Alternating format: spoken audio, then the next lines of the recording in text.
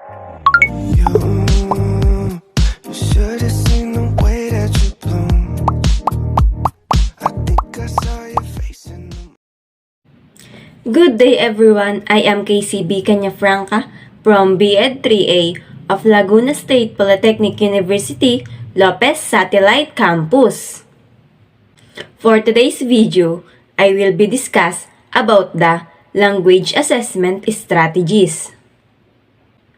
So let's start with this quotation. Most schools and most of our learning stop at knowing, but we need to move beyond that and include doing and reflecting as well, says Bob Lenz. He is a co-founder and the chief executive officer of Envision Schools, a university that uses portfolio defense as its means of assessment. The quote by Mr. Bob Lenz is a reflection of our everyday lives. If we don't do anything about a task, it's just a task. Learning doesn't end because once you know something. As the famous saying goes, learning goes on from one to tomb.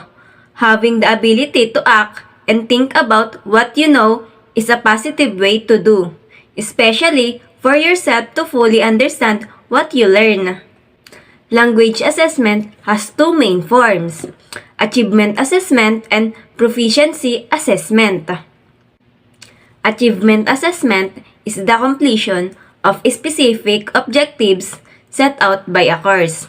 It refers to work completion in lessons.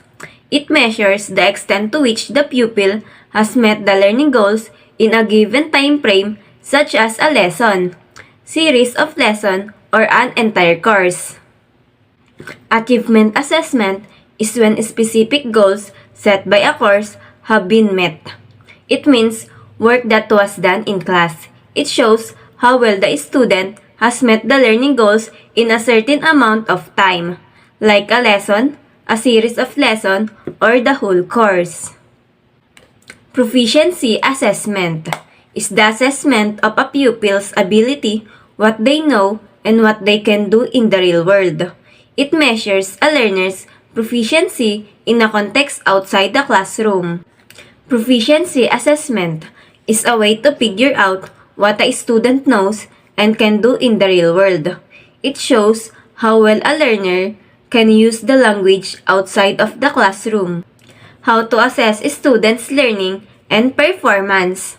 Students learn inside their heads, where no one else can see it. This means that learning should be judged by what students can do with what they have learned. Students' performance can be judged in formal or informal ways, with high or low stakes, in private or in public, on an individual or group basis. Here are some ideas and strategies for evaluating student learning and performance, as well as ways to make sure students understand what you expect of them and how they should do. Creating assignments, creating exams, using classroom assessment techniques, using concept maps, using concept tests, assessing group work, and creating and using rubrics. Classroom assessment is generally divided into three types: assessment as learning, assessment for learning, and assessment of learning. Assessment as learning, as a classroom practice, is a student-driven activity that shares the voice, power, and identity of multilingual learners. Assessment as learning can happen in person or online when multilingual learners interact with their classmates in the language of their choice. Assessment for learning could start with a conversation between the teacher and the student that leads to working together to make learning goals that everyone agrees on. Both know very well where their multilingual students are in their learning, which is based on grade level academic standards and standards for language proficiency and development. In assessment for learning, students who speak more than one language, talk to their teachers in English or the language they all speak. Assessment of learning. Teachers, either on their own or as a part of a department or grade level team, decide how to measure what students have learned in the classroom. With input from the students, it shows what students have learned at the end of a period of teaching, like a unit of learning. Assessment of learning is meant to show how much a student has grown over time and is based on teachers working together with school support. Assessment may be classified into 4. Selected response assessment, essay assessment, performance assessment, and personal communication. Selected response assessment. Multiple choice, fill in the blank, true or false, and or matching questions or items.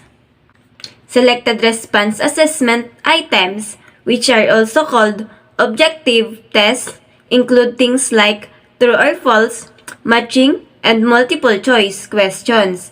These kinds of questions can be very effective and efficient ways to find out what students know and how they think. Essay assessment. Sentence, paragraph, or short composition.